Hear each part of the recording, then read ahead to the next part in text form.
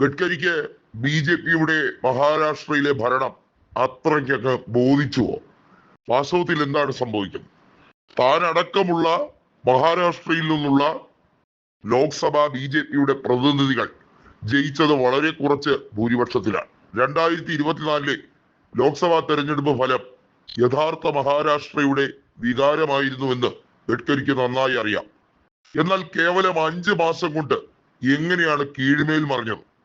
10 seat പോലും തികച്ചു കിട്ടാത്ത മഹാരാഷ്ട്രയിൽ BJP എങ്ങനെയാണ് 132 സീറ്റുകൾ നിയമസഭയിൽ നേടിയെടുത്തത്? അതിനെക്കുറിച്ച് വളരെ വ്യക്തമായി ഗഡ്കരിക്ക് കാര്യങ്ങൾ പറയാനുണ്ട്. ഉദ്ധവ് താക്കറെയുമായി ഇപ്പോഴും നല്ല രീതിയിൽ ബാന്ധവം കാത്തു സൂക്ഷിക്കുന്ന അപൂർവം ചില BJP നേതാക്കളിൽ ഒരുവനാണ് ഗഡ്കരി. രാജ്നാഥ് സിംഗുമായും കൃത്യമായും വസുന്ധരയുമായും ഒക്കെ നല്ല രീതിയിൽ പാർട്ടിപരമായും വ്യക്തിപരമായും ബന്ധങ്ങൾ കാത്തു സൂക്ഷിക്കുന്ന, അവരെയൊക്കെ തലപ്പൊക്കമാർന്ന നേതാക്കളാണെന്ന് അംഗീകരിക്കാൻ മനസ്സുള്ള ആൾ തന്നെയാണ് നിതിൻ ജയറാം ഗഡ്കരി.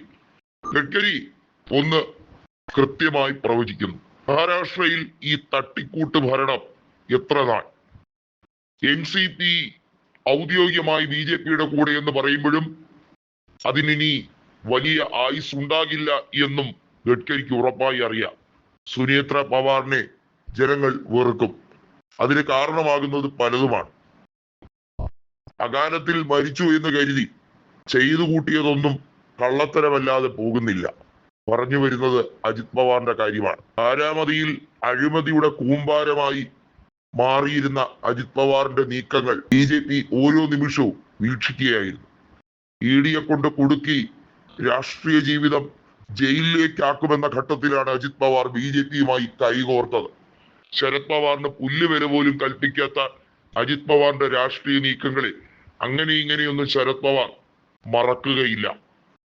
ശരത് പവാറിനും സുപ്രിയ സുലേക്കും ഇല്ലാത്ത എന്ത് രാഷ്ട്രീയ പാരമ്പര്യമാണ് സുനേത്ര പവാറിനുള്ളത് എന്നുള്ളതും BJP നേതൃത്വം തന്നെ ചോദിക്കുന്ന ചോദ്യമാണ്. എന്തിനാണ് ഈ ഉപമുഖ്യമന്ത്രി സ്ഥാനവും അധികാരമോഹവുമില്ല? കൃത്യമായി പറഞ്ഞാൽ NCPയെ ചവിട്ടി തള്ളിയിടണമെന്ന് ഏറ്റവും ആഗ്രഹിക്കുന്നത് ഇപ്പോൾ ഏകനാഥ് ഷിൻഡെയും കൂട്ടരുമാണ്. മഹാരാഷ്ട്രയിൽ ഇനി പലതും കലങ്ങിത്തെളിയാൻ ഉണ്ട്. വീണ്ടും 10 മടങ്ങ് ശക്തിയോടെ ശിവസേന തിരിച്ചു വരും. അത് പക്ഷേ ഷിൻഡെയെ കാത്തിരിക്കാനല്ല എന്ന് സഞ്ജയ് റാവത്ത് പറയുന്നത് വെറുതെയല്ല. ഗഡ്കരി വളരെ വ്യക്തമായി പറയുന്നു, താൻ രാഷ്ട്രീയം വിട്ടാലും ശരി തന്നെ ഫഡ്നാവിസിന്റെ ഈ കുരുട്ട് ബുദ്ധിയുടെ മുമ്പിൽ അടിയറ പറയില്ല.